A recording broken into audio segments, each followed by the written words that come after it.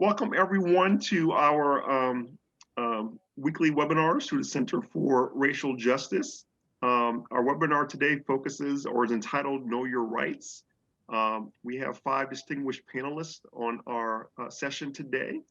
Our moderator is Daniel Goldstein, and I will turn it over to him and he will introduce himself and introduce the panelists, and we will get started with our session. Yeah, hello everyone. My name is Daniel, as Dr. Asmel said.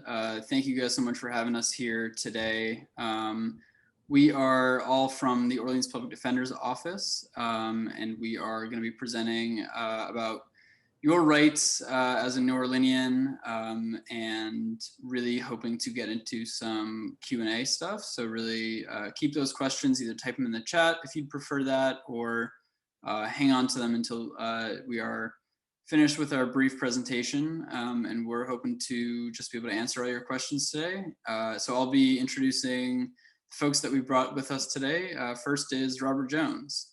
Hello, everyone. Thank you, Daniel, for the introduction. Thank Dr. Ishmael for the opportunity for to come aboard and bring forth this information to you all. So that you all know, so that you'll understand your rights. My name is Robert Jones. I'm also the Director of Community Outreach and Lead Organizer for Orleans Public Defender's Office. And I tie into this criminal justice reform in 2 aspects. One, for the first part of being wrongfully convicted for serving over 24 years in prison for a crime I did not commit. I was totally exonerated of those crimes. Now I'm employed at the Orleans Public Defender's Office. So I kind of like see these things happening from 2 perspectives. So, and I'm willing to bring those experience to you all. And thank you all for the opportunity. And I'll pass it on to the next person to introduce. Yeah, Bianca, if you want to go ahead and introduce yourself. Sure. So good afternoon, everyone. My name is Bianca Moore. I am a, second-year staff attorney at Orleans Public Defender's Office. I do pretty much a lot in the community. I do a couple of Know Your Rights forums. I graduated from Xavier in 2016, went to Loyola Law. I'm here in New Orleans, and yeah, I'm just really glad to be here with you all to share this knowledge. And yeah. Thanks, and Jamal. All right, so I hope everyone's doing well. My name is Jamal Preston. I'm a staff investigator, so essentially my role at OPD is once a case is accepted or during the time when it is kind of turned over to an attorney, I start operating on the ground level investigation work, surveillance, things of that nature. I'm also from the community. I was born and raised in the Lower 9th Ward, lived there my entire life outside of leaving for Katrina. Then I went off and got a poli-sci degree from Grinnell College. So, Daniel? Yeah, fantastic. Thanks so much. So I'm just going to share my screen here. And Robert is going to start us off. Once this pulls up, there we go. And I will hand it over to Robert Jones. Okay. All right. I'll give you a brief history of about Orleans Public Defender's Office. Pre-Katrina, the office was named the Orleans Innocence Defended Program, which basically consists of a lot of part-time attorneys. And what happened in that instance was that these attorneys were definitely overworked in the sense of not having the necessary resources to adequately do their job. And what that did in turn was it caused a lot of turmoil in our criminal justice system, which, essentially maybe contributed to some of the convictions And I mean, this wasn't the proper representation that was going on in the office. And a problem that we continue on the battle here in New Louisiana for the most part, because for some apparent reason, our state don't see the the uh, the seriousness and properly funding public defenders. And we provide a service technically to represent folks who can't afford an attorney. And as I say, our state is apparently just on the seat as that as a serious issue. So in this era, pre-Katrina, I mean, the office was totally in it was a Katrina. It was a Katrina before the Katrina. In other words, so now in the post-Katrina area, the office transformed into the office that we're currently working now in the sense of all these public defenders, and which we're still underfunded. But I think that the added pieces that we have with them are more investigators and full-time folks that's working and more passionate and have some of the resources to do some of the things they need. I think is more appropriate. And I can give you a story. As I said, like when I was incarcerated, I was what they classify as an inmate counselor, a very good inmate counselor in the sense of providing legal assistance to guys who didn't have a lot of legal knowledge. So I used to help them while I was in prison. And one of the things that in the pre-Katrina area, I used to file a lot of complaints against that office, right? A lot of ineffective assistance of counsel's claims, primarily because they used to miss a lot of issues that was appealable for the, preserving the guy's rights. So over the period of time during this when the office went under new construction and when it became the Orleans Public Defender's Office, I began to file less and less claims until I wasn't able to file any claims against the office anymore. And so what that tells me, it told me from inside the institution that these folks was doing a good job and was kind of interesting me. So years later, fast forward now, when I got out, I decided to go visit the office and see exactly what was going on there. And what I've come to learn is that you have real passionate people who are real dedicated to their job, attorneys, such as Bianca, a badass attorney, excuse my French, who was passionate about their job but just don't have the necessary resources all the time to do adequate jobs, better jobs in a sense, but they do their very best. So that's kind of like the history and the under construction, and where we at today. Where we at today, we have a lot of full-time attorneys, we have staff investigators, we have social workers, client service division. Now we operating in my capacity with this community outreach piece and making connections with Dr. Ishmael in the university to collaborate on issues that affect our clients, that deeply impact our clients. So yeah, that's who we are today, and that's who we want you all to get to know who we are as an office, as people who are in the community, and seeing how we can utilize all of our skills to work together to bring this thing forward where we can have justice, dignity, and peace for all. That's basically what we're about. So you can go to the next slide, please. Excuse me. Yes, and I reiterate our mission. Our mission is to, as I said, to fight for our clients, providing excellent client-centered representation, reforming the system, and partnering with the community, as I stated earlier. And that's our mission. Like when I got to the office, our goal was to become more client-centered, and we definitely have accomplished that in the sense of being more client-sensitive, understanding the needs of our clients. Not just the issues that they're facing in the criminal justice system, but maybe some of the issues they may be facing as far as like mental health treatment, drug abuse treatment, housing, and different things of that nature. And that kind of like ties everything in to sort of like bring us into a community organization, because our ultimate goal is we want to become a community organization, not just a client center organization, not just an office of attorneys, but a community organization where we tender to the needs of the people, our community, the people that we serve. Okay. Yes, and this next piece is, it said our office represent basically 85%, and we need to change this, prior to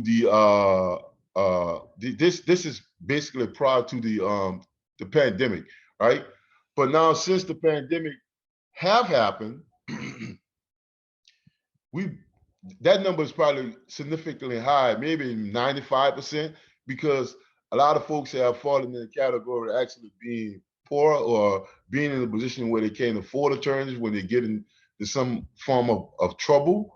So yes, I mean, and one of the things is about, when you look at the numbers of this, you think about the 85 or the 90% of people who we are representing, and we can just be, I like to be real about it. The majority of people who we represent are Black and brown people who are coming from our least poor communities, and which was one of the successes we had this year in bringing and changing the law, the parity laws, where the district attorney office will get more of the funding than our office. We kind of like challenge that particular issues, because all these laws are created, and as you all are in this particular space and circle under Dr. Ishmael, dealing with racial injustice, we have to always think about the systemic system of racism and how it trickles down into these policies, these laws, and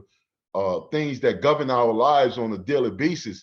So that's kind of like my spiel. And I always like to bring that up, because you think about that we are underfunded office, and we are representing more than 90% of the people who happen to be poor and Black, and we are not being funded. It makes you think that, hey, we will represent maybe 85, 90% of different ethnic group outside of being a person of color, how would the office probably be funded more? So it's some of the things to think about as we stay in this space, in this racial injustice space. You can move to the next slide, please.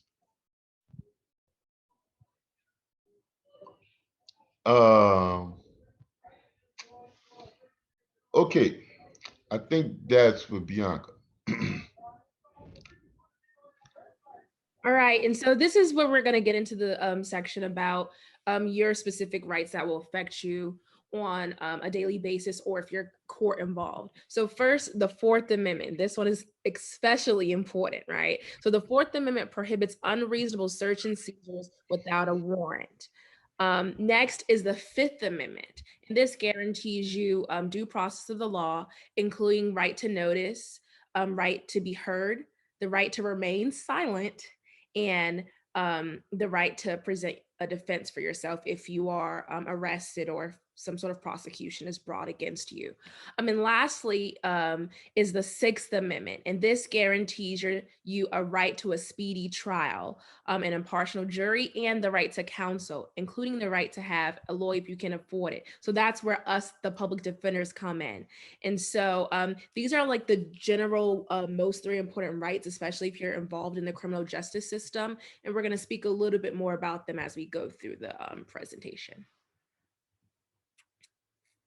And so next, so if you are subject to some sort of police encounter inside of your home, these are generally the rules and things that you should keep in mind. So first, unless there's an emergency, the police may not enter your house without your permission or consent or a warrant, right? And so a lot of times the police might come and say that they have a warrant, but you need to make sure that you see that paper. They don't need to come in your house for you to see that paper. They can slide it under the door, or they can hold it up to the glass to show you, right? And what that warrant should essentially have on it, it should either be a search warrant or arrest warrant. because there's two types, right? And so if it's a search warrant, it must specifically state the items that they're searching for and the address that they should be located at. If it's an arrest warrant, it should specifically have the name of the person who is to be arrested. And regardless of what the warrant is, it must be signed by some sort of judge or commissioner or some sort of magistrate. If it is not, do not let them into your house and do not give them permission to enter. Also, if you're at someone else's house, don't give them permission to come into that person's house. Oftentimes, the police can say they have consent if someone who appears to have authority allows them into that house. So even if it's your parents' house or something like that, like if you are not the homeowner, if you're just staying there, tell them that they can come back once your parents come or whoever is the actual owner of that I would say that address or residence. And so also at your home, you have a heightened right to privacy and protection from the state and the police, opposed to in the public, right? And so that means the police can't just like barge into your house again without a warrant or permission. However, when you're out in the public, then your rights are kind of a little bit, I would say not diminished, but they're less. And so officers can come up to you and they can even search you under certain circumstances, which again, we are going to talk about a little bit later in the slide. And so in your car, so essentially when you have a police encounter involving your car, we generally call these like traffic stops, right? And so an officer can stop you due to any sort of traffic violation. So if it's on the books, and you're not supposed to do it, they can stop you for that technically. However, if an officer stops you and they don't tell you why they're stopping you, or if they state something else that is not technically a traffic violation, then you can fight that later in the court. And so I say that because a lot of times when we, as younger adults, when we know our rights, we just truly feel like we believe that we know them. Sometimes we might want to get a little feisty with the officer and say things right then and there. However, the ultimate goal as I would say Black or brown people, or even just as a young adult, is to go home alive, right? And to go home alive and unharmed. And so there are certain things that you can do while knowing your rights to make sure that you can still make it home. And so when you're involved in a traffic stop, this does not give the officer probable cause to search your car. I know officers might sometimes say, might just ask you or be like, well, if you ain't got nothing to hide, let me go ahead and search it. Absolutely not. Do not give them consent to search your vehicle. Now, officers can retrieve something inside the vehicle if they can see it, right? And the things that they can retrieve or look for are generally things that like that the person would use, I would say, to commit that crime, right? However, they cannot search your car incident to arrest. And what that means is if they decide to arrest you for whatever they decide to arrest you for, they cannot then just start searching your vehicle. No, they need to then go and get a separate warrant to search it. However, they may want to search your person or areas that are within your reach. Areas within your reach are not your glove compartment, a locked glove compartment. Areas within your reach are not the trunk of your car. So if you see those things happening to you, whether you have a police encounter at your house or if you have a police encounter at your car, when you get to a safe place, you should write everything down that happens, right? Try to remember their names, their badge numbers. If you know, like the time, like what they said they arrested you for or what they said they stopped you for, write all that down. So then if they did in fact violate your rights, you shouldn't argue it then. You can argue it later with your attorney. So let's see what's next. Is this me? I'll do it. I think it is me. All right. And so now when you're on the street with the officers, so officers can ask you for your name and to identify yourself. When you're on the street, and you should give them that information. Same thing when you're in your car. You should always tell them your name, give them your ID, your registration or whatever. Like you should do that. However, you cannot give officers the wrong name, whether it's a car stop or whether it's a street stop. You cannot do that. That's a separate crime. And you just don't want to do that. Don't give them the wrong name. However, they may ask you more information and you don't have to tell them. Like you do not have to engage with those officers. You have to give them the legally required information. And then you can just say like, officer, I'm not comfortable. I'd like to exercise my Fifth Amendment right to remain silent. That's it. Then stop it there. However, if the officer is like questioning you or talking to you, you can simply ask, am I being detained or am I free to leave? And if they're not arresting you and they don't give you a reason, you can keep asking them that. If they're like, no, stay here. Well, officer, why are you detaining me? I would ask that in a certain tone. If they don't give you an answer, you should immediately ask, am I free to leave? Am I under arrest? Am I free to leave? If they do not say you're under arrest, you can leave. But have some situational awareness. If you see the officers getting a little, I would say, aggressive with you, have some situational awareness and remember to fight it later. Now, if an officer reasonably suspects that you may have committed a crime, that is when they can stop and question you. And when we mean by like reasonably suspects that you may have committed a crime, like they have to give specific facts and things that lead them to believe that you committed a crime. Unfortunately, them smelling marijuana and you smoking something that like looks like it could be a joint, that might be reasonable suspicion. Or, you know, they see you handing off something with your friend, or, you know, maybe they see someone else handing off something. That might be reasonable suspicion. That might not rise to the level of probable cause, but that could be reasonable suspicion for them to at least approach you and, you know, talk to you. Also, if the officers have specific facts / reasonable suspicion to believe you have a weapon on you, they can pat you down for a search. So that's generally, they describe that as like a bulge, like something like on your waistband or something that looks like a gun in a backpack that they magically can see through. You know, things like that. Those that can give them reasonable suspicion to pat you down or to frisk you, as some people say. Now, if the police have probable cause that you committed a crime, and this is just a little bit over reasonable suspicion, these are like clear facts that they can point to make out like a charge or a crime, right? Then they can arrest you.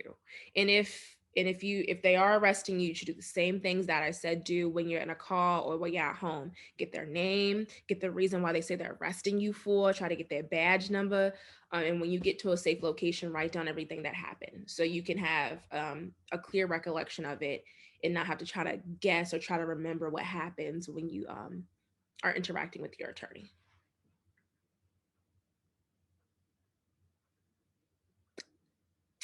I think I'm doing the recap too. All right, to recap. So you may ask the officer, if you are in fact being detained, you can ask the officer, am I being detained? Am I under arrest? If you are asked to provide your information, always provide the correct information. Remember, it's a completely different charge on top of whatever they might be arresting you for if you provide incorrect information. Second, you do not have to answer their questions, but be courteous. Like, you wouldn't want nobody talking to you crazy. So don't talk crazy, you know, to the officers, even if they might like talk crazy to you. But you can file a complaint. There's mechanisms set in place where you can fight that later. Because remember, the goal is for you to get home safely. All right, number 3, if the answer is that you are being detained, always ask for your attorney, not your mama, not your friend, not your teacher, not your chancellor, your attorney, and say that you wish to remain silent, but also remain silent. Trust me, you cannot talk your way out of an arrest, no matter how cool you might be, no matter how cute you might be. Yes, Robert? Right. I'd like to chime in on 3 with a case that we dealt with in our office, and not being specific. When you're asking for your attorney, you be more specific and just say that, yes, I want to see my attorney.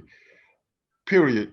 All right, because when you do that, because, and the reason I'm saying it, because we had a case where one of our clients at the office was basically saying that, I want to see my attorney dog. And he was stating that to the police. And what happened in that case was that it ended up being a case scenario. They violated his rights because they were saying that he was asking to see an attorney dog, literally, right? And it was and I mean, everybody know exactly what he was saying. He was kind of speaking in terms of a slang, saying dog. I want to see my attorney dog, not the actual attorney dog, which doesn't exist. So, and there was a case that actually went to the higher courts about, because they actually violated his rights when he asked to see attorney because they were supposed to stop. So basically, and I use in layman's term, in this essence, you know, as it relates to your attorney, you can just say, hey, I want to see my attorney, and then outside there, you just shut the hell up. Shut your mouth. Because what happens in that instance, and when you shut up, as Attorney Moore said, that it helps you in the long run. It helps your attorney fight your case. It'll preserve your rights, and you can get justice. But the more you talk, the more you can put yourself in trouble. So ask for your attorney and just shut up.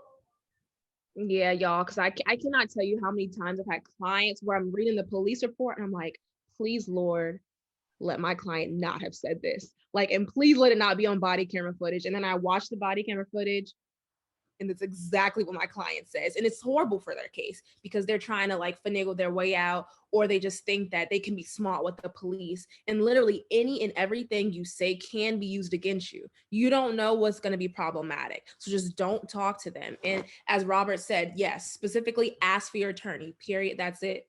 Just say, I want my attorney, and remain silent.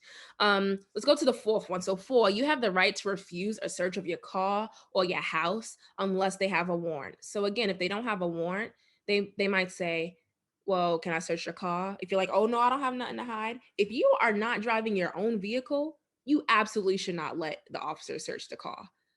There have been so many times where officers search the car and maybe it was there, maybe it wasn't there, but then they find things in that car, even though it doesn't belong to a client of ours. You never know what your friends may have, what your relatives may have, what your mom or your dad, you don't know what is in that car that can get you a charge. So never give them consent to search the car.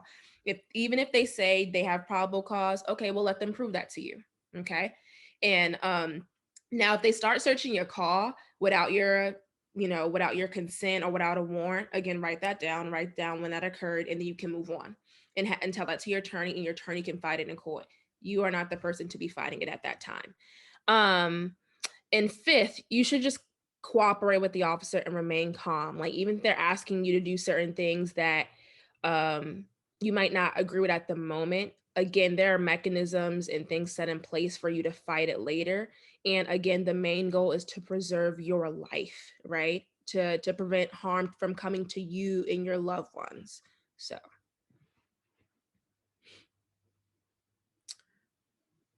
Okay, so next. So if you refuse to allow a search and the search happens anyways, again, you should not physically resist, because unfortunately that is another crime. And giving false information or like the incorrect name, that is also considered to be resisting. So don't do that.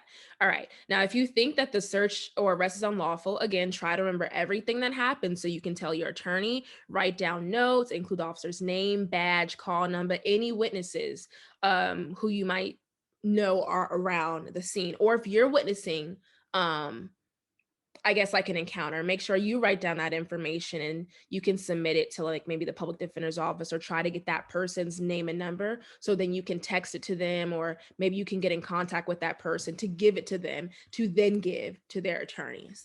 And here's just information. If you want to file a complaint, we have the independent police monitor, which is on Canal Street. And then you have the NOPD Public Integrity Bureau's office. I think that's it.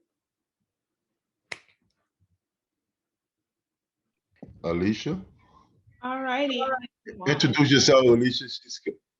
My name is Alicia Frison. Can y'all hear me? Okay. Yeah, we can hear you. Alicia Frison, and I am a new staff attorney at the Orleans Public Defender's Office. Just started last fall, but I'm glad I can be here with y'all. All right, so what we're going to talk about is your rights in court and the court process itself. So the stages of going through the court process start with your arrest. When you're arrested, you are charged of the crime, but you have to wait a process for the district attorney to decide whether or not they're going to rely upon the police arrest and the police report from the incident to actually accept the charges.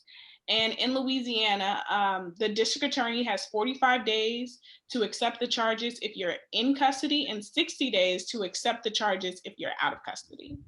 And that's what we call the district attorney case screening process. But let's go back a beat. So the first appearance. So initially, once you're arrested, within 48 hours, you have to go to court for your called first appearance. And first appearance is where the judge sets your bond, and he determines whether or not he will appoint the public defender to represent you. And the determination for appointing public defender is what we call an indigency determination, whether or not you meet the qualifications for receiving a public defender. But our office is intent on having public defenders at that first appearance regardless, so that citizens who are arrested in New Orleans can have representation through these bond settings. And at the bond setting, it's just as it alludes to, the judge sets your bond on different factors. And the primary factor that a lot of courts rely upon is risk of flight and whether or not you will leave the jurisdiction, or any other situations like picking up new charges or things like that. And then once that happens, once your bond is set, you have a chance to bond out. You can pay bond. You can pay a cash bond or what's called a surety bond. And a surety bond means that you don't have to put up the full cash amount for the bond, but you can put down 13% with the bond company and be released. And the bond company can choose to add their own separate conditions onto that. And it really depends on the charge. And then from there, you go into the DA screening process. That screening process can take a very long time before knowing whether or not your charges will be accepted and that they're going to move forward with trying to actually prosecute you. And so during that time, you're not technically, your attorney does not technically represent you until you are arraigned. And at arraignment is where you're made aware of the charges being brought against you. They file what is called a bill of information. And the bill of information is where they describe the allegations, the nature of the allegations, and the charge that they are bringing against the individual. And during that process, it depends on whether or not you have a misdemeanor or a felony that you're charged with, is the next stage, which is motions hearing. There's different types of motions hearings, and one that we talked about the Fourth and Fifth Amendment. With the Fourth Amendment has to do with search and seizure. And there's a motion your attorney can file called the motion to suppress. And that's a motion to suppress any evidence that has been seized upon your initial arrest. And it could be evidence or statements, because statements are also evidence. And from there, you can go into trial. The other type of motion when it comes to a felony case is called a preliminary motion. And a preliminary motions hearing is the chance to learn about more information for your case. It could simply be about learning more information from the officers who arrested you or who are involved in the investigation. Or it could be a chance to detest the allegations and convince the judge early on that the case is not as strong as the prosecutors may purport it to be. And it could really position your case in a better place if you have that chance at motions hearings. And then from there, you go to trial. And at trial, you either get a chance to have a jury trial, or where you have jury and you have a chance to be tried by your peers in the community, or what's called a bench trial, where you're tried by the judge. Now, all this depends on the nature of your case, on which you would like better. For example, as an attorney, I'm advising my clients, a jury trial is helpful in situations that are relatable, situations that other people deal with. For example, many people in America use marijuana, opposed to probably a judge does not use marijuana as much as a college student would. So maybe in that situation, it's better to go with a jury trial for a simple marijuana possession case. But for you wouldn't have that chance, I think, likely, but since it is a misdemeanor, unless it would have other charges tagged along with it. So the option of having A jury trial depends on whether you have a misdemeanor or a felony. And if you have a felony, you have the chance to have a jury trial. But if it's a misdemeanor, automatically a bench trial. But in a felony case, I would probably go for a bench trial in things that are more technical, that involve the law a lot more, things that will kind of confuse lay people or regular people or even incredibly educated people. Sometimes it's better to go with a judge so it doesn't seem like you're trying to overly do the convincing aspect. And so for a case that would fit that is, say, a financial crimes case that involves a lot of numbers, a lot of data, but really relies upon the law. And talking about threshold levels of whether or not this should be tried as a felony or a misdemeanor or how severe it is. In my choice, I would go for a bench trial. So yeah, so our next slide is the Sixth Amendment. Okay. Sixth Amendment, this is where we're getting into your rights when you are actually charged. Sixth Amendment guarantees you a speedy trial, an impartial jury, and the right to counsel.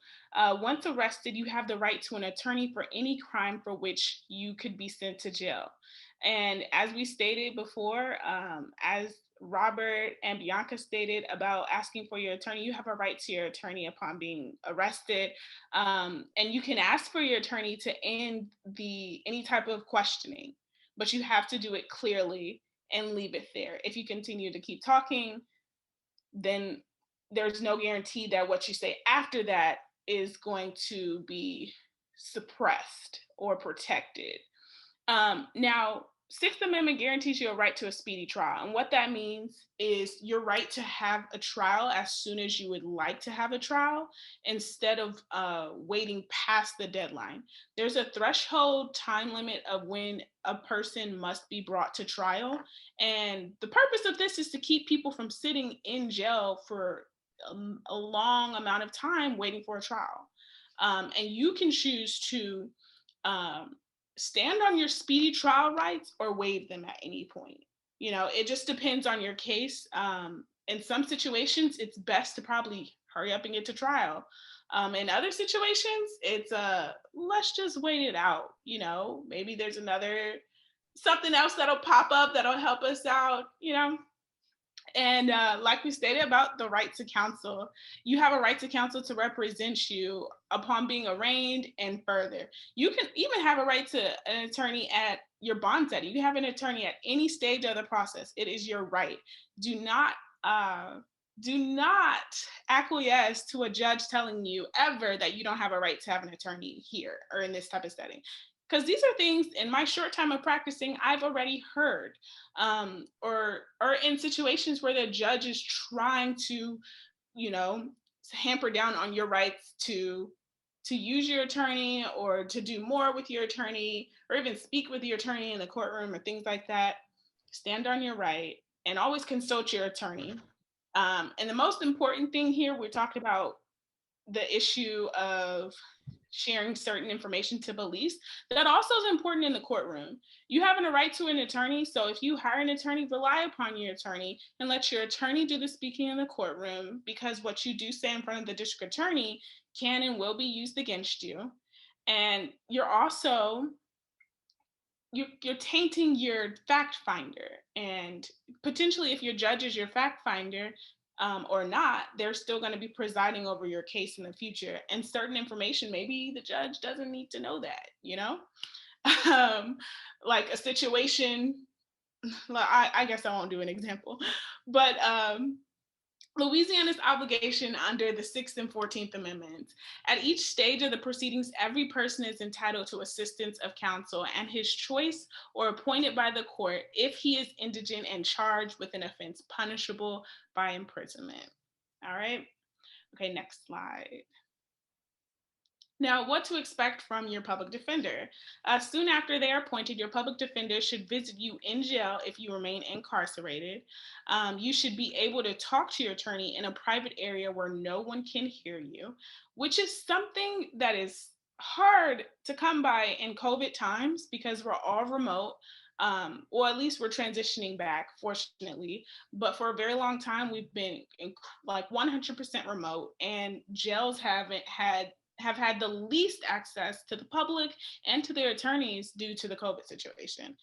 And so, for example, in jail, clients should be able to make calls to their attorneys.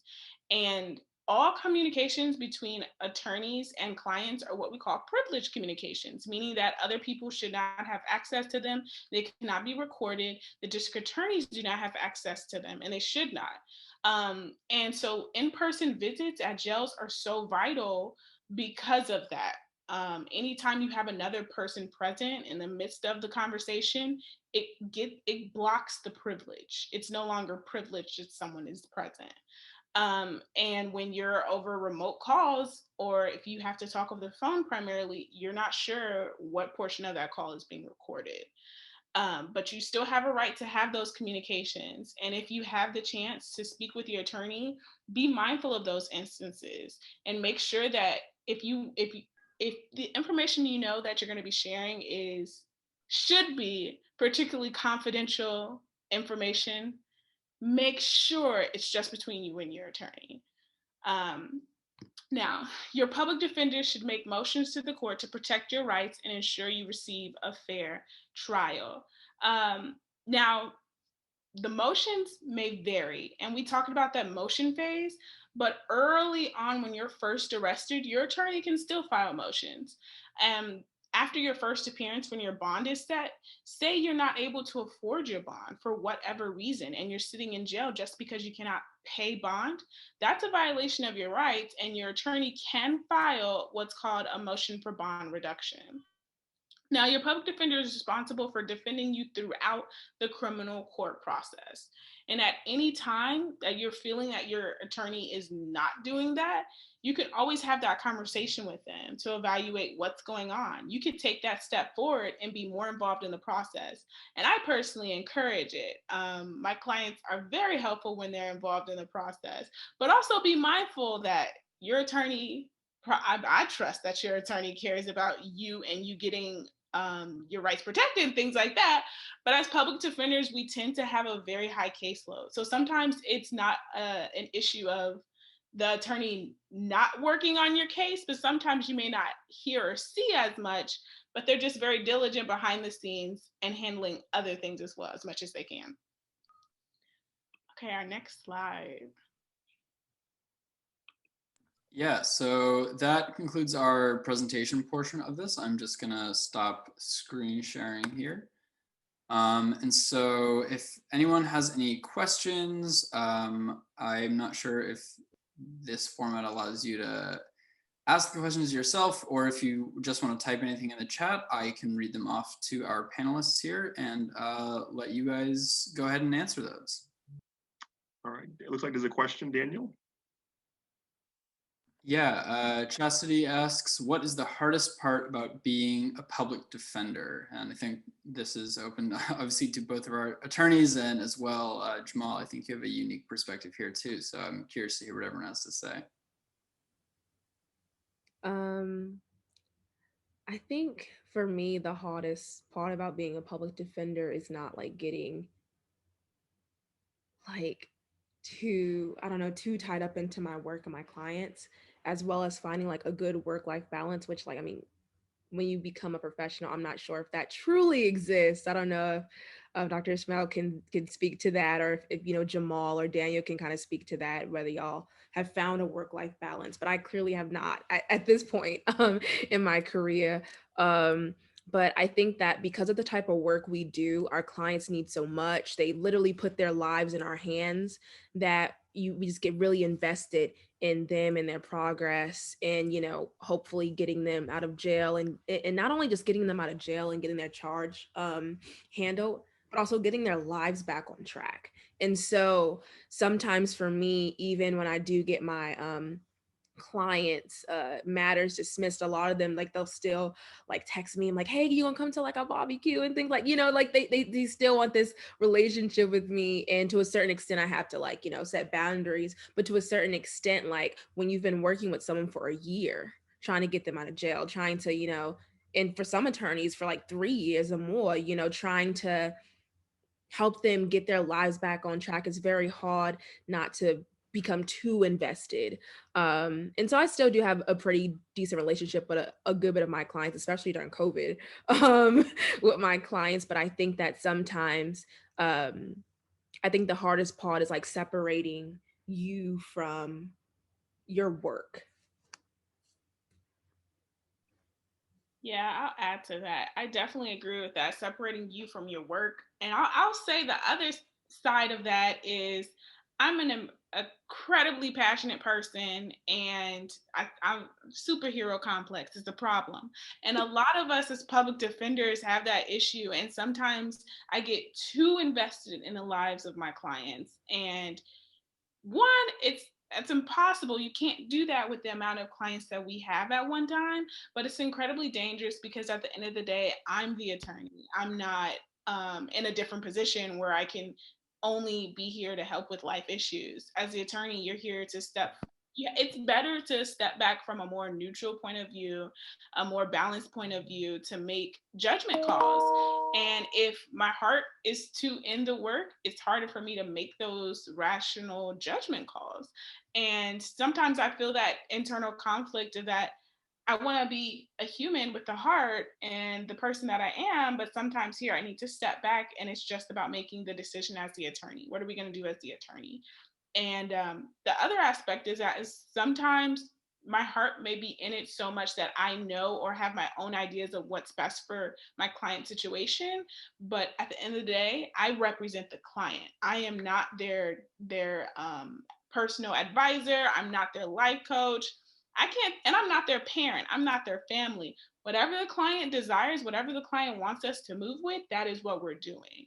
And that's probably that's like the heaviest like ethical issue I've like navigated that like they can't teach you in law school because it's just like a personal separation you got to go through.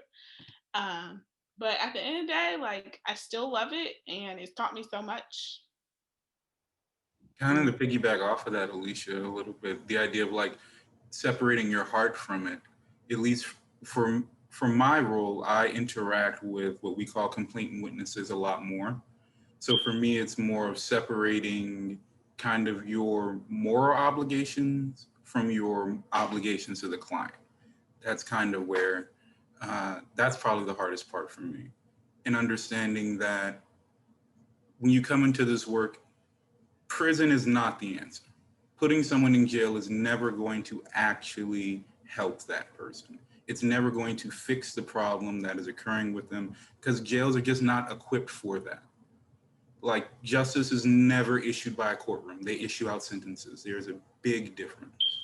So for us, for investigators at least, we're also interacting with the people that have been impacted by our clients. So as the cases get more advanced, you're talking about people who have suffered stabbings, who have suffered assaults, who have had things stolen from them.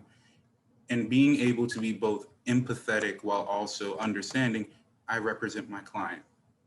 I'm here to do what's in the best interest of my client, and understanding that regardless of the actions that may have been taken, regardless of what is being said in the case, jail will not fix the issue that clients have.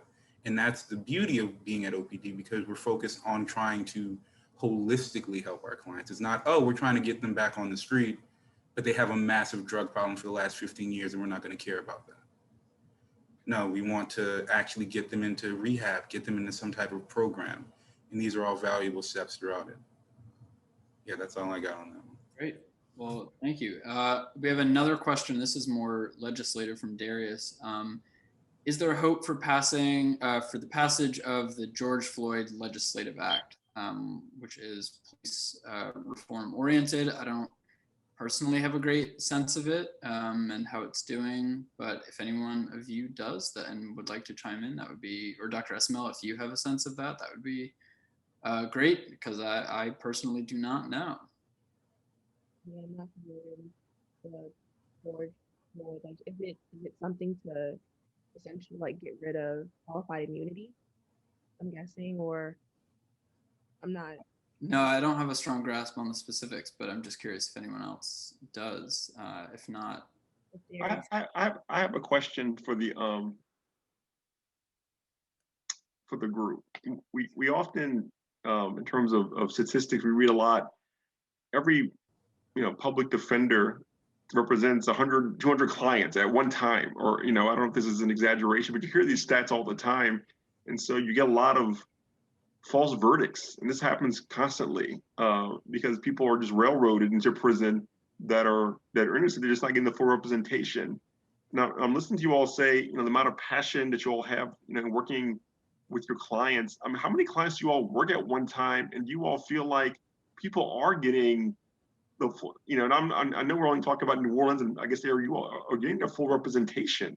That's the frustrating thing about the system is not, of course, in my career in the show, I've met so many people who have been falsely accused or been in prison for things they've not committed, and have, been in prison for long years, come out, and it's just frustrating when you look at the details of a case. I said, why didn't this evidence come out? Why was this not, it's a shame, because the information was there, but it was just not fully developed or shared or presented in the way that it should have to, allow for a full representation. So from you all's perspective, how many clients do you all work with at one time, and does it get overwhelming? Do we get full representation? And that's kind of the issue with public defenders, because y'all talking about lack of funding, and obviously with lack of funding, there is obviously a lack of public defenders, et cetera. So, how do y'all balance that in terms, because I know you all are passionate about what you're doing. There's only so many hours in the day.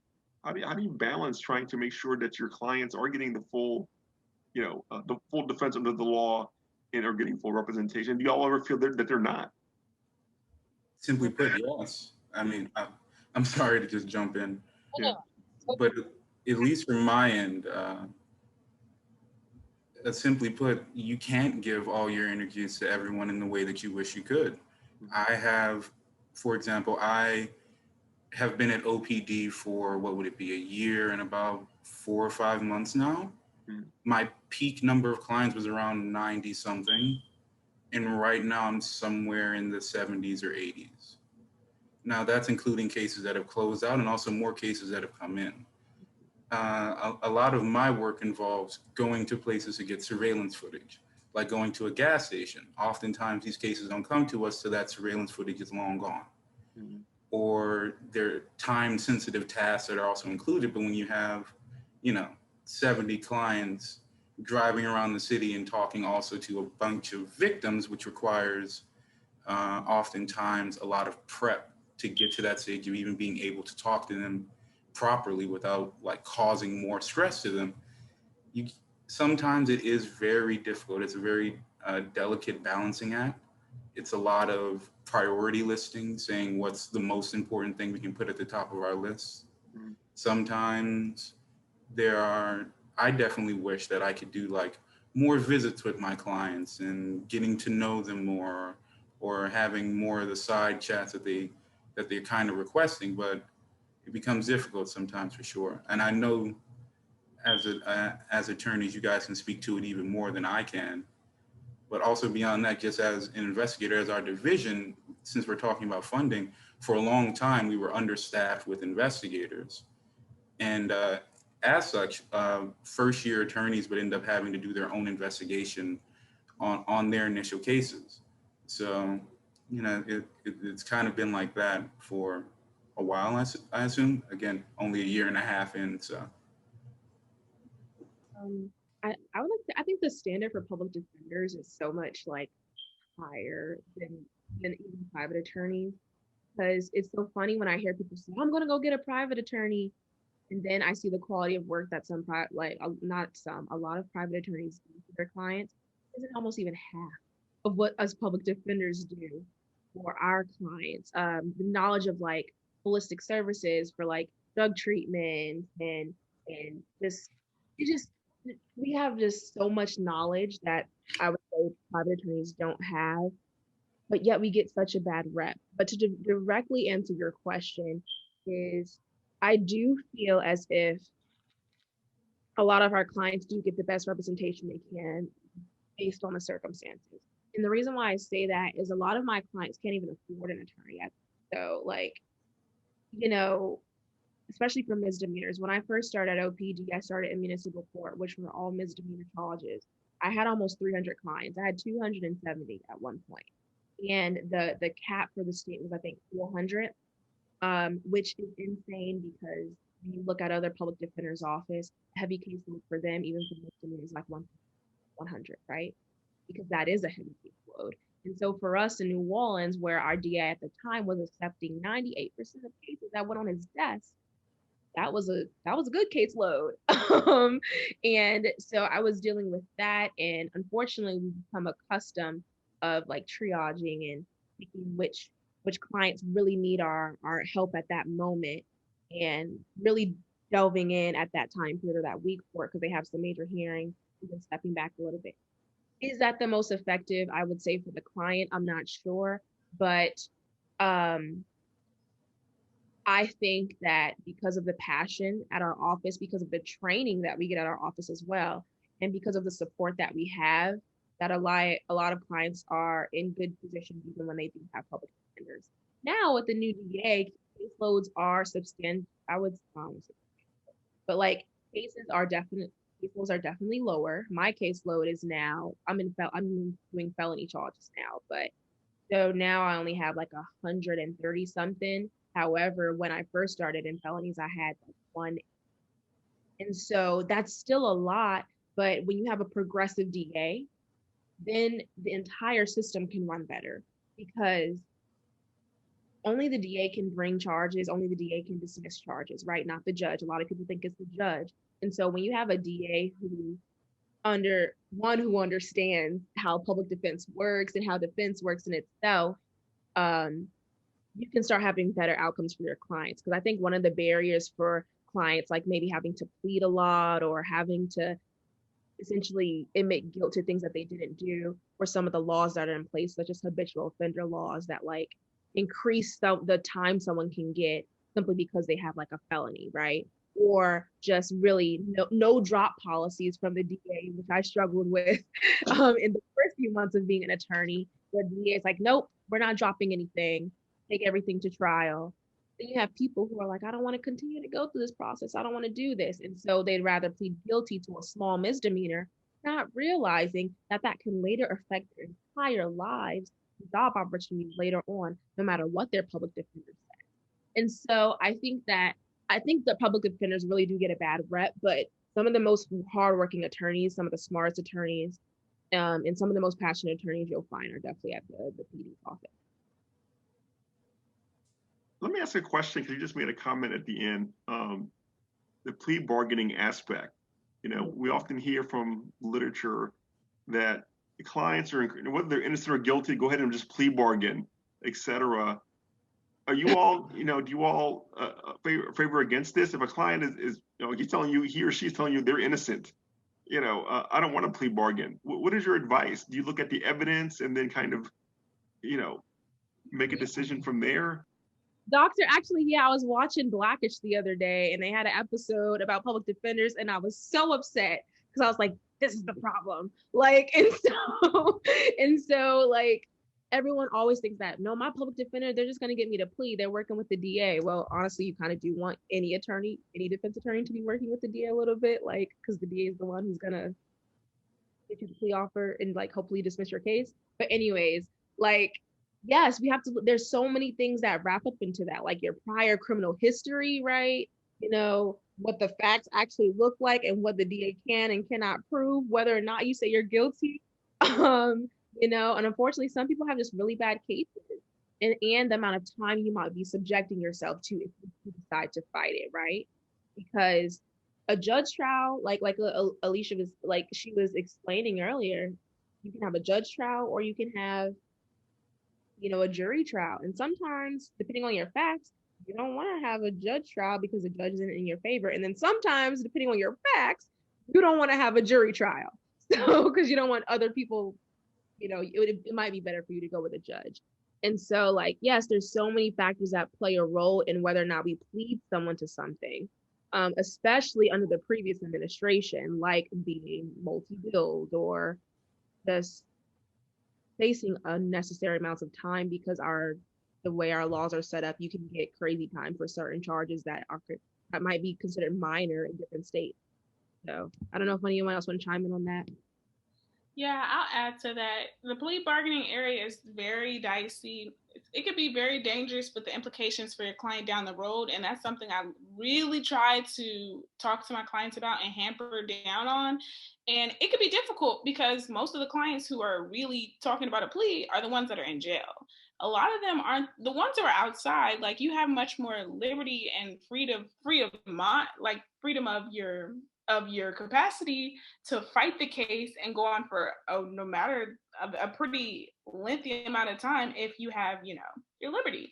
And I had that situation with a client who was 100% innocent, but he was just stressed and overwhelmed from just sitting in jail and was ready to take a plea.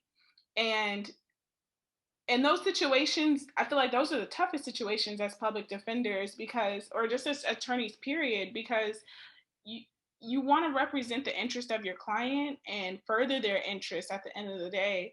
And sometimes your hands are tied when your client is simply just saying, this is what I want to do in this moment. Now, the situation did pan out very well, where we actually found some information that sheds light upon his innocence. And we're going to fight that with him still being in jail. But there's other implications to taking pleas or other conditions to pleading out that I care the most about, that I've had to deal with a lot, which is probation and parole. Like, we don't talk about that enough, how going onto probation and parole as a way of getting out of jail or being on the street longer and quicker, it has the worst implications for the rest of your life, and could wind you back in jail for the rest of your life if you just, the smallest misstep.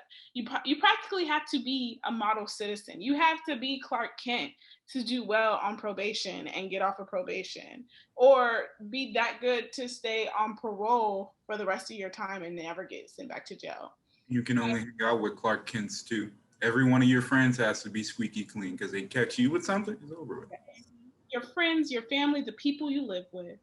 And you have a lower degree of your rights when it comes to search and seizure when you're on probation. Like, your property, everything is subject to being searched 24/7. And like, just having a report about your life every time you move, you change a job, anything that happens. I can't even keep up with that myself. I can't even change my address correctly on my student loans. And I hate that aspect, because I had clients who literally were innocent, but just because somebody said something and made a false report, they're in jail for months because now they have to deal with the parole board. And there's been complete determinations of innocence from their parole officer, things like that, but they're still sitting because it's in the parole board's hands. The judge can't help you, DA can't help you. And I feel like that's another area that we need to talk about more. And it ties our hands as public defenders. But I really love what Bianca said, that like having a progressive prosecutor actually is something that's beautiful. And I don't necessarily believe in being a district attorney, and I wouldn't do it, but I want to be able to work with someone who's reasonable, And so a lot of people who stand in our shoes as public defenders are very progressive and don't believe in progressive prosecution. Like, they don't believe in prosecution at all. But it's like, the sad part is it's just a system that we're all functioning in, and the DAs have more power than anything in the state of Louisiana. And so we're just working with it to get the best that we can get, Yeah, and Dr. Esmal, I know it is 2:00 just after. We do have a couple more questions, it seems like. Do we have to cut off? Oh, you're muted here. You're muted, doctor. Yeah. Dr. Esmal, I can't hear you at all. You're muted. Yes, I'm sorry. Yeah, we have a few more minutes. We can address these last couple of questions. Yeah. One from Jason. What advice would you give to an individual trying to educate others on this type of knowledge in police encounters and how to act in these scenarios? And this is an excellent question. And just kind of be open, it's not the first time I've heard this presentation, but when I heard this presentation for the first time, you learn kind of little nuances about what our rights are, even when we're sort of stopped or even rolling down our window. We always tend to assume, if we're stopped, we just got to obey, et cetera, and not really recognizing our rights in terms of these encounters. So how do we get more of this knowledge out in regards to, police encounters and what our rights are in terms of, these scenarios? Well, I think a good first step is to attending panels like this, right? So you can talk to like people, everyday professionals. But I don't know what it's called, but like I can't remember, but it's like Colin Kaepernick's like Know Your Rights, like literature and things like that. There's a guide. That's a great resource. Like read through it, look at it, and maybe just reach out to public defenders offices or any like organizations, and maybe they can just do like Know Your Rights presentations to your class, to your local community center, your church, anything. Like that's a great way to get that information out. Any other? To kind of piggyback off of that, I think it starts with like, because we're dealing with a lot of legal jargon, which we all know is needlessly complicated sometimes and hard as hell to translate over to layman's terms. Sometimes it starts with educating yourself and then being kind of the vessel to express that information just in regular conversations. Just like when you're riding in the car with your friends. There are plenty of times when we're like riding with your friends at night and it's like 8 o'clock. Maybe that might be the time to be like, this is what we should do if we get pulled over tonight. Like, those are just moments where you can have those conversations. Oftentimes it can be hard to reach out to these channels and understand the information being given to you. So somebody's got to be the buffer. Why not you? I didn't quite hear the question. I was out of the loop for a minute, Dr. Ismail, with this. Oh, we'll read the question again. What advice would you give an individual trying to educate others on this type of knowledge in police encounters and how to act in these scenarios? Okay, yeah, they about summed it up. They about summed it up all, but I think one of the most important things that we got to realize also, it's all depending on what a person is located at, right? Because generally, when you deal with these kind of things that occur in these cities, it happens locally. So what may be suitable for New Orleans may not be suitable for somebody that live in Detroit, right? So you got to basically understand those the localities of the rules, the laws, and things set place. But the formalities are the same. All those procedures are the same because your constitutional rights does not change. But as Jamal said, and I can go back into what he said, it's like, it's kind of educating yourself on those things. And they can become very, very essential and very helpful when these things kind of like occur, in your life, because ultimately they will, eventually you will get stopped by the police. Maybe you may get, someone may take you for the wrong person. I mean, hell, I mean, who's to speak to that? I mean, I was picked at the wrong person for more than 24 years of my life. I served inside the institution, and I mean, so things like that can happen. So knowing these rights, and even in the capacity that I function at now, I mean, I had contact with the law enforcement. And because of the fact that I understood these rights, it made this transition even more smoother for me, because I knew what was afforded to me, and I knew what I shouldn't do in the sense of agitating the things and making it a worse situation. Yeah. We have a question as well from Maya. She asks, could a client request a specific public defender? Actually, generally no. Is there a process for that? Specific public defender is what she's asking. If you can request someone specifically. Unfortunately, like I would say no, because I've had some individuals try to like get me to be appointed their public defender, and the office is like, no. Right. Like, right. No. Huh? I say no, they can't. Well, you was finished on Bianca. I was wait till you finish. If you don't agree, let me know, Robert. But like, it was my understanding that like, I had people like, can I get Ms. Moore? And they're like, no, you cannot have Ms. Moore. You have second-degree murder. But like, I mean, so, but it depends. Like when we were in municipal court, if I am in that section, you had a private attorney. I had a client like fire their private attorney. and was like, I want Miss Moore. And that was okay because I was working in that section already. But now when we're in the criminal district court, I don't believe, because the judge, they appoint the public defender's office, you know, and then they'll take a note of who the attorney is who's going to be represented. And so they appoint it. Now, I mean, if you feel like your attorney's not working, because, like, you know, you can talk to a supervisor, but generally, no, you cannot like carry the church public defender you have, because a lot of us, we're on a level-based system, right? So more experienced attorneys handle more, I would say, serious crimes and more serious cases. However, someone like me who's only been here for like a year and a half, I'm doing lower level felonies. I'm not doing nobody's murder.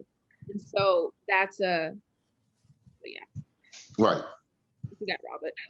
And I would add to that, and she's absolutely right about that. I mean, you can't just, because of those different levels of attorneys that represent clients at different levels on different cases.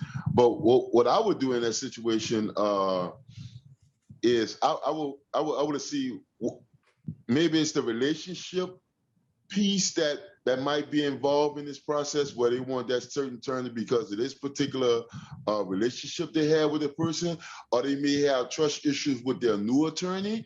And what I would do in that instance, because we all work together, is more in terms of contact that particular, or get in touch with this attorney who is asking for requesting, and maybe mend that relationship in the sense of bringing that trustworthy piece into the fact that so we all can work together. So that's how that will work, but not specifically. You can't just come in and request attorneys. They're appointed to different cases on an individual basis. Yeah, and I think we have one other question, which is sort of a broader one from Chastity again. And this was in response to, Jamal, what you were saying about how prison is not a space for, that doesn't solve problems. And so Chastity is wondering if prisons and jails were actually had better rehabilitation programs, or strong programs for that. Could they be an answer for a lot of the issues that bring people to prison? I mean, in an ideal world, we wouldn't need prisons, in my opinion. Like, if everything was even and everyone had the same opportunity, the same economic privilege, the same work opportunities, that type of stuff, you wouldn't really need prisons. So prisons don't answer the problem, but they're also part of a systematic loop that's designed to keep people going back to prison. Right. Prisons in themselves are for profit. Right. They get paid by the bed, so they want more people in there. That's the whole reason why parole and probation and all these things are a joke. Right. They want you back in, and they want to make more money off of it. So even if rehab and all of that was implemented properly, we still have to look at the economic leeching that prisons have on society. Right. The amount of money that the city of New Orleans itself wastes to maintain that prison, when we have hundreds of kids every summer that end up, because I also work in our juvenile division. I got one kid right now who has 8 carjackings back to back, and we don't have a summer program to put him in. But we have a prison to put him in. Right. Even if rehab was correct, I don't even think there's such a thing as rehab for carjacking. But even if there was some type of program in place that would work out great for him, the prison's still there. I think the goal is the abolition of prisons entirely, because they're not helpful. Now, other programs, now what do you want to call them? We can have a different conversation about what those should be. But just the way prisons are inherently designed, they will hurt a community more than they will help, regardless of if they help the individual inmates that are inside of them. But that's a hot take, so if anyone wants to fact check me, go ahead. You actually was like, let's abolish prison. Because I felt like, okay, maybe some people need a timeout or whatever, but nope, you completely sold me, and that makes absolutely perfectly good sense. Right. And Jamal, you said a mouthful. I mean, wow. Yeah. You talking about man. I serve, and I tell people all the time, because I get that question all the time, right? I get that question because people, they see the job compassion, they see some of the great things that I'm able to do, here in society. I mean, I've been free from serving over 24 years in prison for a crime I didn't commit. But while in prison, I re-educated myself, right? I re-educated myself to the extent to want to come back out and be productive in my community, right? And I can tell you exactly what Jamal said. Prison. I mean, you shouldn't have to go to prison to get yourself. I mean, to afford yourself the opportunity to succeed, right? And prison is not all that, even though they may have programs that's set in place for you to participate in so you can rehabilitate yourself in a sense. But I think that it's not worth it, right? It's not worth it. I mean, it's a waste of taxpayer dollars in the sense of creating. I mean, a person shouldn't have to go to jail to get itself together in order for to live productive in society. When you can invest that money on the front end, right? Well, and make it a preventive method opposed to try to rehabilitate somebody after they commit a harm to someone or commit a harm to society. Let's try to stop the harm, right? Let's invest in these type of things. So I think, the answer to your question is, I mean, even though there's programs, and they're very good programs that's set in place inside some of the prisons, maybe not so much as the jails, but let us not just focus on those programs and say that's the end result, right? When we can try to focus our attention on programs that are being created to prevent guys from causing harm to others or causing harm to our communities. So I thank y'all for that question, because I get that question all the time. Robert, you actually summed up what I was trying to say real quick with one line when you said that. I think essentially we can think of it as prisons are reactionary when we should be thinking of a preventative society. Absolutely. Law should be preventative, not reactionary. Right. Great. Well, and so, I mean, all fantastic answers there. I think we just have one more question, Dr. Esmail, if we've still got time. Is that all right? Go ahead.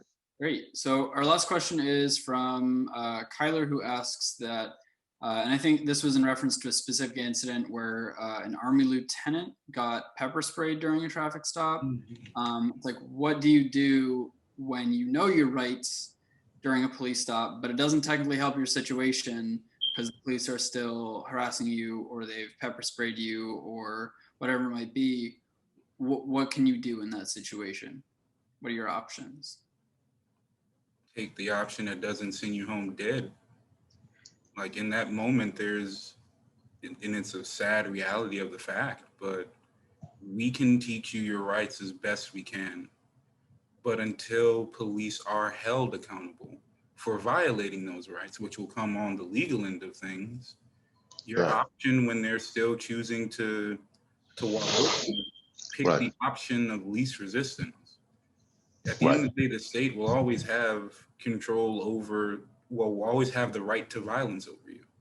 Right. He's gonna have a gun in that situation. And if two people pull a trigger, only one of them is immune. Right. Right. So, like, just pick the option that is best for you and your family in that moment. Think of your life first. You can get them back legally later. We can appeal it. We can send it to the highest court in the land. We can throw middle fingers at the prosecutors when they're leaving the courtroom every day if you want. But don't die. No one can fight your case if you're dead. Yeah, I would completely do that. Virginia, and I'm from Hampton Roads, which is a big military area. But like I'm just very used to seeing like professionals and officers around all the time. And in that area, I've never seen the police treat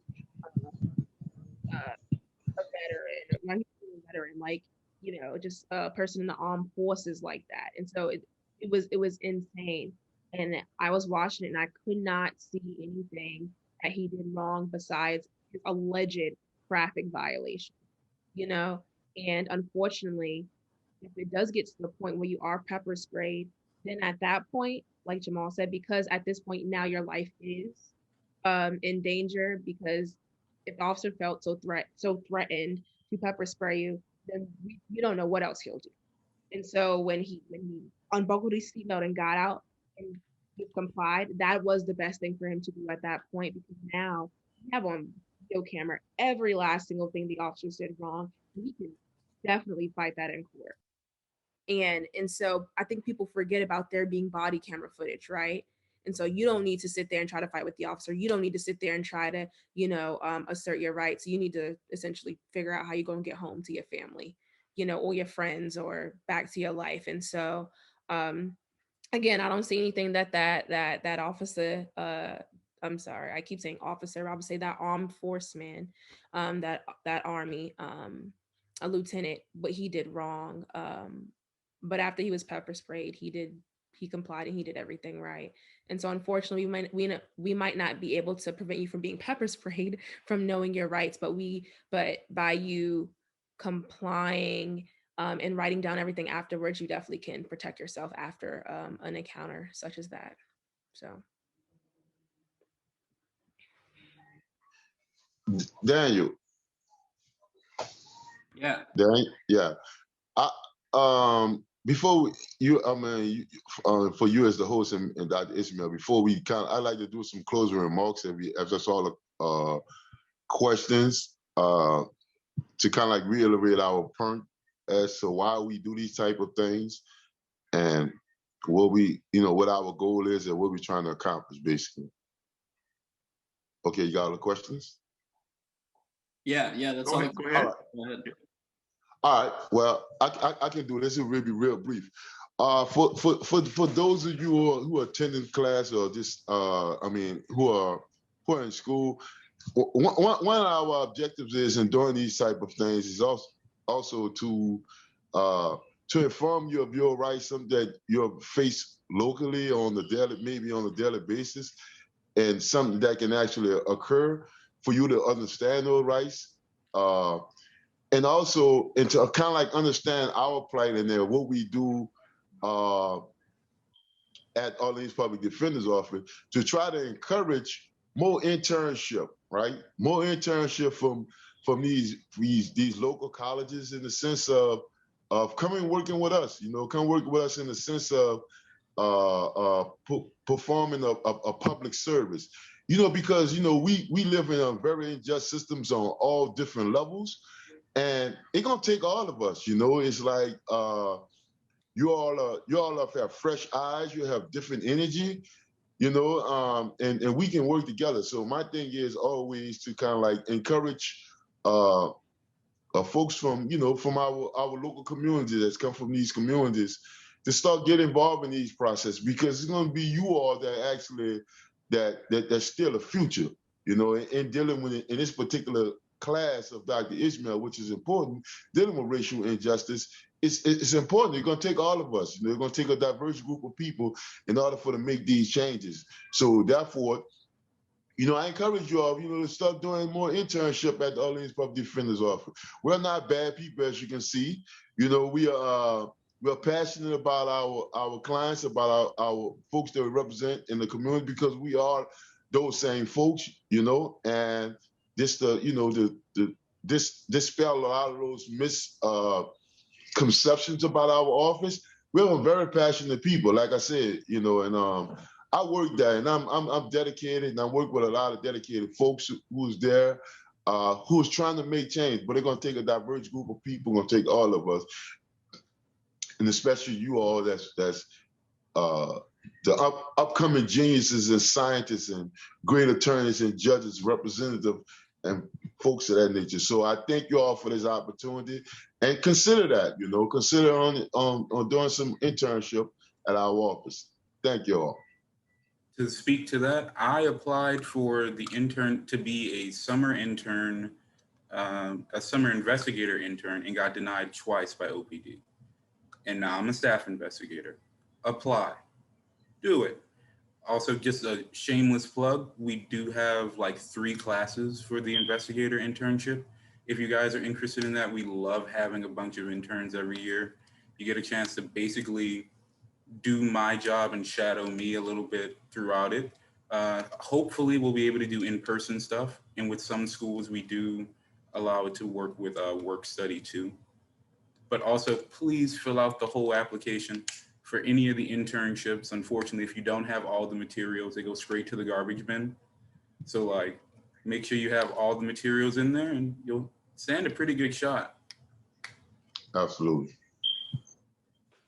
Definitely. Well, thank you, Dr. Esmail. Thank you to everyone who came and participated. We hope this was a beneficial experience for everyone. And yeah, thanks very much and have a great weekend. Before we hang up, I saw a comment from Bianca Moore to look at the Colin Kaepernick Know Your Rights camp. I did have a meeting with them yesterday morning, et cetera. So hopefully we'll have them on campus in the fall, and perhaps we can work with this group as well, maybe kind of put something together. I was thinking about it as you all were speaking, and I saw her comments. So I'll be following up with them in another meeting soon. So maybe perhaps we can kind of do some kind of collaboration. Yeah, let's do that. Let's do it. That'll be awesome. Sometime early in the fall.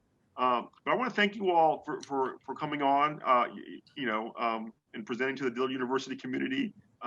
Saved me some work today, so teaching class for me, so et cetera. So I appreciate that. We learned quite a bit, in terms of this, and y'all really kind of simplified it. It's very informative, very easy to understand, and a very clear sense of how things operate. That's always a big key, is just the presentation of it. And I appreciate the way you all presented it, shared it, and answered the questions. So thank you again. And you guys are always on Dillard University campus, and we appreciate that you all keep coming out to share and to allow our students to learn from you all in terms of the system. Also, we'll also keep promoting the internships as we have, because many of our students have been successful working with you all, and so we'll continue to do that, moving forward. All right, thank you, Dan. All right. Thank you, guys. Thank you. Thank you. Have a good one, everyone. All right.